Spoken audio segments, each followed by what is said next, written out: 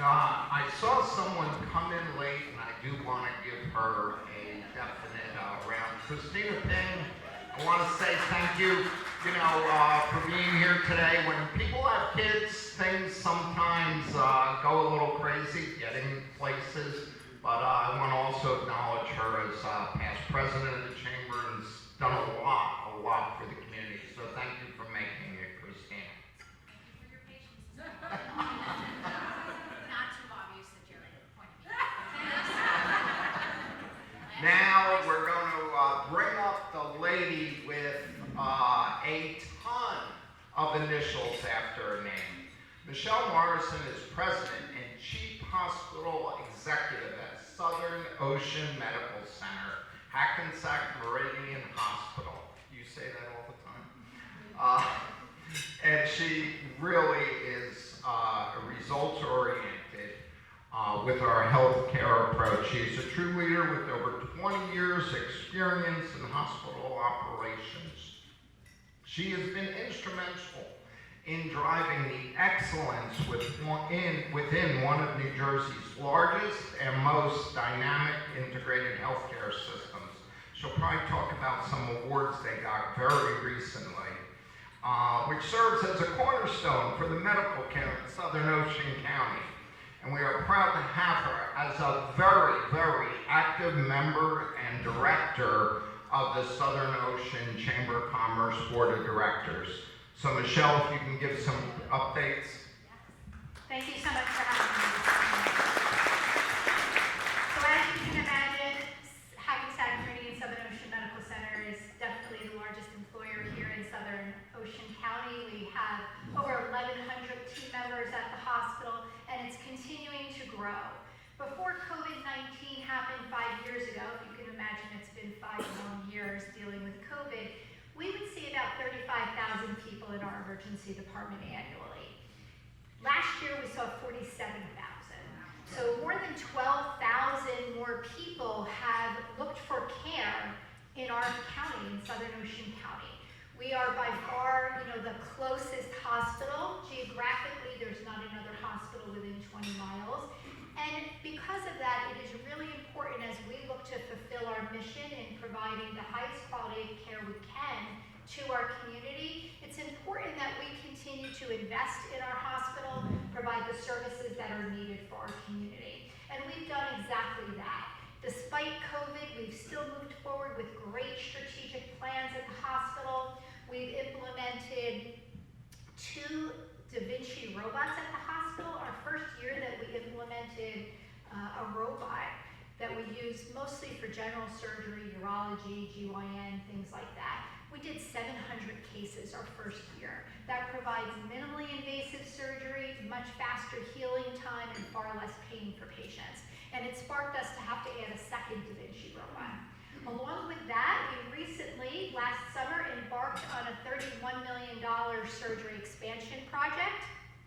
That will give us 6 new state-of-the-art operating rooms, a new sterile processing, and new pre- and post-care department for our patients who come and go through the surgical area. We've also done a great job advancing our cardiac cath license to meet the growing needs of our community. For patients having a heart attack, last February, we were able to do emergency cardiac stenting. And when you're talking about a heart attack, certainly time is of the essence, and time is all about preserving that heart muscle. We were really glad to be able to implement that. And just this week, we once again were able to advance our license in our cardiac cath unit so that we can do elective cardiac stenting. Again, that is really important for our community. The last thing we want is for our members of Southern Ocean County to have to drive 20, 30, 40, or 50 miles to be able to get really state-of-the-art cardiac care. You should be able to do that close to home, here where you can recover, go home usually the same day from cardiac stenting, and be able to have your support system really close by. Some of the other things we've done is we've applied for a level 2 nursery. Right now, Southern Ocean has a basic level 1 nursery. That means we can deliver full-term babies that are primarily healthy.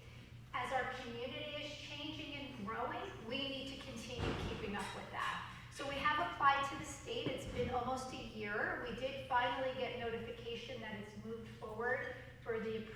consult with their legal team in the state. So I am very hopeful that by the end of the first quarter, we will be able to be level 2 designated. That means we could deliver babies at 32 weeks of gestation that need some time to feed and grow. Maybe they need a little bit extra support.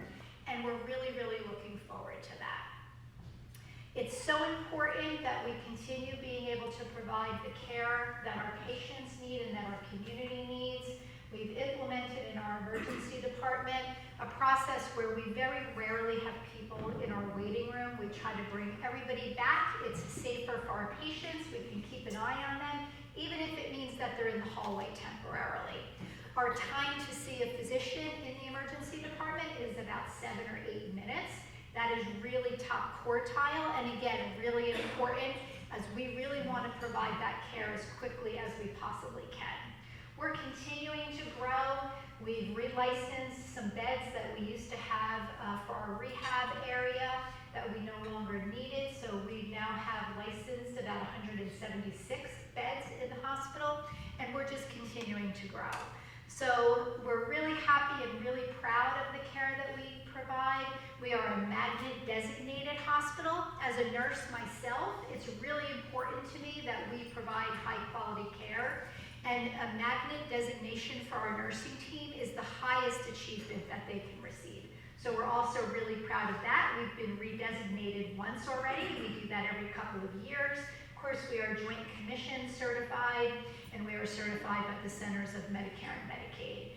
We've got plenty of quality accolades that I won't mention today, but just know that we are a full-service community hospital here to continue caring for our community and providing the best care we possibly can. With that, thank you for the opportunity to speak today, and I'm going to turn it back to Jerry.